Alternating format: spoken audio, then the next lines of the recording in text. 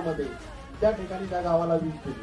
म्हणजे असा कर्तृत्ववान अधिकारी मला त्या मुलाखतीमधून उलगडत गेला आणि साहजिकच माझ्यासारख्या लेखकाला असं वाटलं की एका आर्टिकल मध्ये साहेबांचं कर्तृत्व सामावण्याजोगं नाहीये.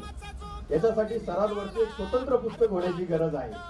मंदी पोचती त्याला रगतती गलकारी भी हसन शाबास केची रगतती गलकारी भी हसन शाबास. आणि एक गौतम असा आहे की तो जगामध्ये जे काही ऊर्जावान लोक आहेत त्या ऊर्जावान लोकांना पुढे आणण्यासाठी एक वेगळ्या पद्धतीचा अथक प्रयत्न करत आहेत. आणि आज त्यांनी जो प्रयत्न केला आहे एका राजा मनाच्या आडनाव जरी पवार असलं तरी त्याची पावर आहे आणि ऊर्जा खातं आहे. असा एक प्रकाश जो आमच्या जीवनात घेऊन आलात म्हणून गौतमरावांसाठी आपण एकदा टाळ्या वाजवल्या. प्रकाशाचा रंग पांढरा आहे.